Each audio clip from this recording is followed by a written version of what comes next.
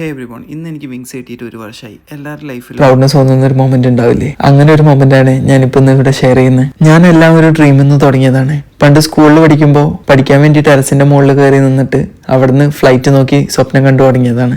അന്ന് തൊട്ട് തുടങ്ങിയ പ്ലെയിൻ സ്പോട്ടിംഗ് ക്രൈസ് ആണ്. അത് കഴിഞ്ഞിട്ട് ബിആർക്ക് എടുത്ത് കൊച്ചിയിലോട്ട് ഷിഫ്റ്റ് ആയപ്പോൾ സിയാൽ എന്ന് പറയുന്നത് ഒരു സ്ഥിരം സ്പോട്ടായി മാറി. പ്രത്യേകിച്ച് ഞങ്ങൾ ആർക്കിടെക്ട്സ് ആയതുകൊണ്ട് നൈറ്റ് ഔട്ട്സ് ഒന്നും വിഷയമില്ലായിരുന്നു. അപ്പൊ രാത്രി വൈഡ് ബോഡി എയർക്രാഫ്റ്റ് കാണാൻ വേണ്ടിയിട്ട് കൊച്ചിയിൽ പോയി നിൽക്കും. ഞാനാണെങ്കിൽ ഫ്ലൈറ്റ് റഡാർ നോക്കിയിട്ട് ഏതാണ് ഫ്ലൈറ്റ് ഏതാണ് ഡെസ്റ്റിനേഷൻ എന്നൊക്കെ ഫ്രണ്ട്സിന്റെ അടുത്ത് പറഞ്ഞു കൊടുക്കും. ആ കാര്യത്തിൽ എന്നെ അവന്മാര് ഒത്തിരി എൻകറേജ് ചെയ്തിട്ടുണ്ട്. ആ സമയത്ത് ഞാൻ എയർക്രാഫ്റ്റിൽ ട്രാവൽ ചെയ്തിട്ടും കൂടെ ഉണ്ടായിരുന്നില്ല. പിന്നെ എൻ്റെ ആർക്കിടെക്ചർ കോഴ്സ് കംപ്ലീറ്റ് ചെയ്യാൻ വേണ്ടിയിട്ട് ഞാൻ റിസർച്ച് ചെയ്തത് എയർപോർട്ട് ഡിസൈനിലാണ്.